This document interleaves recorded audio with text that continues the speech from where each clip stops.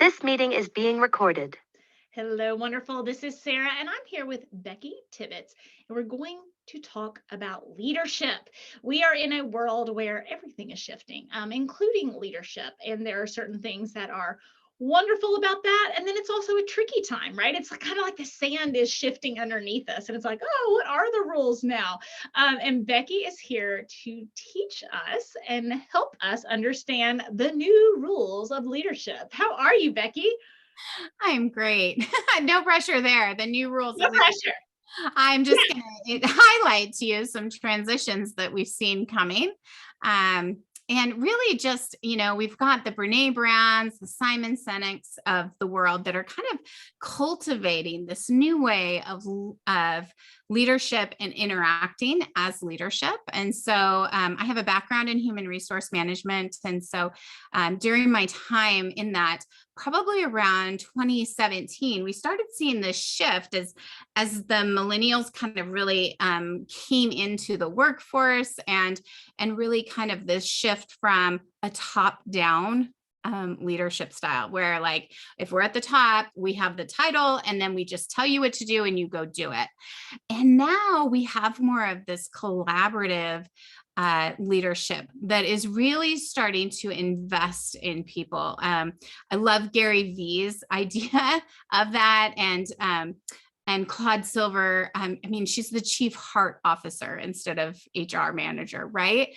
Just this really compassionate and empathetic leadership that really invests in their people, because they know that when they're doing well, that they will show up and do even better at work. And so this holistic approach to leadership development and really changing the way that we look at leadership and what we receive and what we expect from them. Like the expectations have been upped. It's just like, just because you have a title does not mean that you know everything and that you are a great leader. That no longer equates to great leadership. Well, and it's interesting too, because as we talk about leadership, and it's always it's easy to go, hey, my boss should be doing this differently. And then we forget that we're someone's boss. Mm-hmm. Right. And as I'm hearing you speak, and I said that one time on a female podcast, and they were like, oh, she said it, not me, but that's an important piece in my book, in changing my next book about changing toxic work environments, because it's like, okay, we can be the goldfish swimming in our own water, and with our team and with our, having that empathetic leadership, having that kindness and that team centeredness, even if parts of the company, like a goldfish, it doesn't matter if the house is dirty or the floor needs vacuuming or there's dishes in the sink. The goldfish cares that their water is clean. Yes. Right. Yeah. And in a world where there are so many things out of our control, obviously it is best if the CEO and all these people are participating in this servant leadership. But as far as things we can control, we can kind of keep our own water clean. Yeah. And it comes back to that personal responsibility for each of us to lean in. So a lot of times I practice this concept when we're having tough conversations. I go back to the idea that Brene uses in her book, Dare to Lead. And she talks about painting done, which is really just clarifying those expectations of what you need and when you need it. And really, what are you looking at? What results are you really wanting to get from this? But that takes every person on the team to really embrace that courage to lean in, because it can be scary, because there's pride and there's other things that get in our way, or ego that say you should know what you need to do. Like, you know what I mean? Or maybe we've encountered some of those toxic leaders that were kind of like that. Like you went and asked a question just to clarify. And that was the response to you, was like, seriously, I have to paint this for you. And I was like, I can do a lot of things and I want to do my best work for you. And so that means me really being able to tell you, hey, I actually can't do what you're asking me to do. And that might be better fit for Sally or Susie on the team to be able to complete that because they're better at it. And one of those ways that I kind of encountered that in my own professional development was just like, I like creating things. I like ideas and concepts, but creating graphics and doing all of that stuff, I'm like, no, you give that to your graphic person. I mean, I could spend days on it, but that's not really empowering me and using and utilizing my giftings to the best of the company and for the leadership team. And so really willing to say, hey, that's not something that I can really do for you, because that's outside of what my gifts and my talents to be able to do that, or my professional development. And it does take a lot of self-awareness. I talk about, is this my problem to solve or someone else's problem to solve? And in your arena, it's like maybe the boss says, no, this is your problem to solve. And you're like, oh, but Sally's so good at this problem, and using, I like, you use strength-based language, right? It's like, oh man, this is just my wheelhouse. I feel so good about this piece. And then Sally, I happen to know Sally, it feels like this piece is in her wheelhouse. Would you be comfortable with us both working in the areas that we feel the most strength in? That's really hard to turn down. Mm-hmm. Yeah. Right? It's using that strength-based language. Yeah. Yeah. Well, and it makes a lot of sense, but yeah. I think some other areas that really like help in this also is just having, like you said, more personal awareness, like what's going on for me. I love the question of like, is this my responsibility to solve, or is it somebody else's? And so that's how it was in HR. It was like people would come to me and I was like, okay, I hear what you're saying, and I can hear the frustration that you're having, but the conversation that you need to be having is not with me. You need to go back to your manager. And a lot of times my experience is that they would never have those conversations. Those could have been transformative, really relationship deepening conversations, because they were just being outright honest about where they were in the work and how they were feeling about it. But a lot of times, like, we want to do work without any feeling, and we want to just kind of minimize that and let's just be about the task. And that's just not the leadership roles that we have these days. We have to be willing to embrace the whole basket of the whole person and really engage and hold space for that person to really express, like, well, this really makes me feel devalued. And like lean in to really understand, what are they saying? Why do they feel devalued? What would make them feel valued? And then make those transitions and those changes accordingly.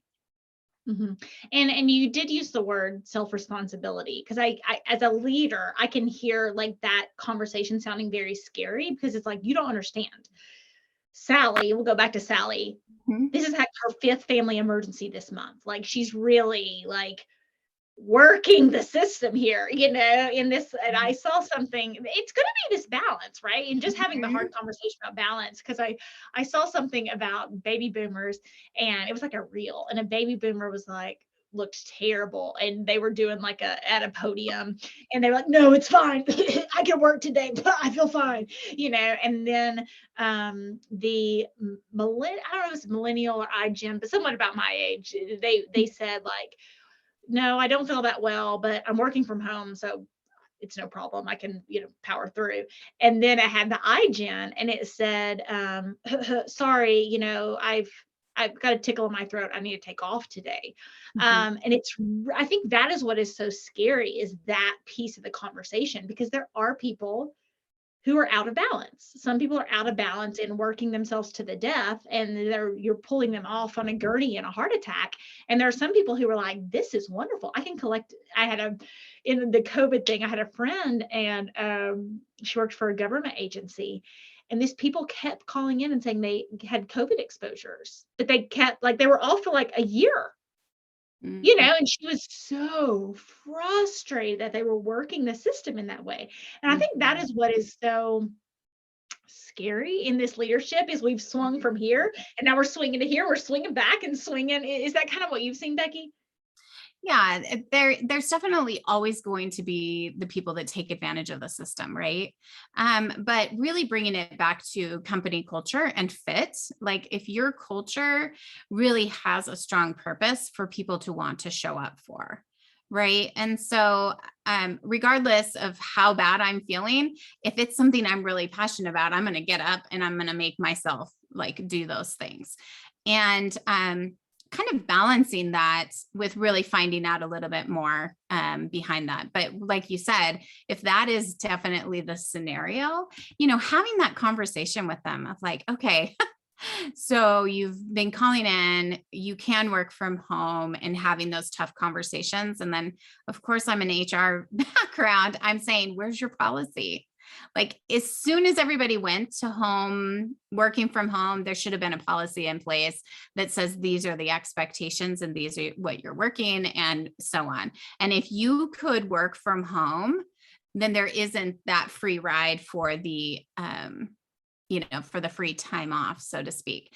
And so great policies keep us within the bounds of our culture and everybody moving forward and engaged versus disconnecting and just kind of doing their own thing. What other changes do you see in leadership of today?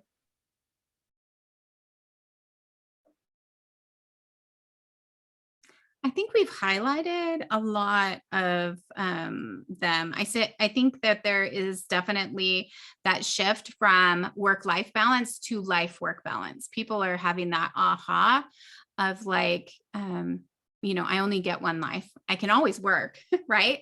Or in that season when you have children and you're raising children, it's a short season. As I'm getting ready to send off my second son, I know how short it is and how intentional you need to be. 18 years goes like that. And, when they're young, it's hard to see that. And so as they start developing and really creating, and people start thinking about, well, what kind of life and what kind of investment and what type of memories do I want to make with my children? That becomes an important factor when they're talking about, okay, what does work-life balance look like for me, or life-work balance, as I've reframed it. And more people are like, okay, well, I want the flexibility. And so now we're seeing the great resignation and everybody's like, you know what, this is not working for me.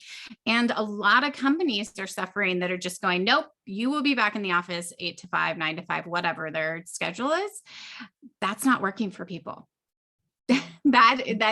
So understanding where your people are coming from and the reason why. I love working from home. Now there's some jobs that you can't because you have to collaborate so much, and there's only so much you can do via video and all of that, and video fatigue is a thing. So understanding all of that, and then really kind of giving where we're seeing a lot more of the flexibility of schedules. Okay, you come into the office a couple days a week, and a couple days a week you can work from home, because then on your break you have that sense of more freedom, right? You're already at home. You can change the laundry, you can take out the dinner, you can prep for the dinner, whatever on your breaks. So it feels more work-life balance and more manageable. But I think that they need to take it as an overall culture. What do you need to be able to get the job done? I just saw a article that says that their remote work has zero negative impact on your productivity. And so embrace work remote, because that's the new post-COVID reality for a lot of companies. And so embracing that and really navigating that well, good policies, great, excellent communication, and then making sure that your people are a right fit. Some people have left because they just weren't a right fit. Like this, we have to understand that we've hired some people and then they turned out to be a wrong fit. And that's okay. We just adjust in any type of business environment. And we say, okay, what do we need for this position to really thrive? And really looking for that, that alignment between the company culture and their individual strengths. Yeah. And within the Great Resignation, I mean, we can really look at, it's a chance to get people who are a better fit. Right. If, within that policy. But Becky, where can people find out more about you? You can find out more about me at inspiredevelopmentcoaching.com. And then you can also follow me on Instagram. It's becky.tibbetts. And I offer a free leadership strategy session to just get really clear about where you want to go the rest of 2022. Awesome, Becky. Thank you so much for helping us learn to become a little more toxic person proof. Thank you.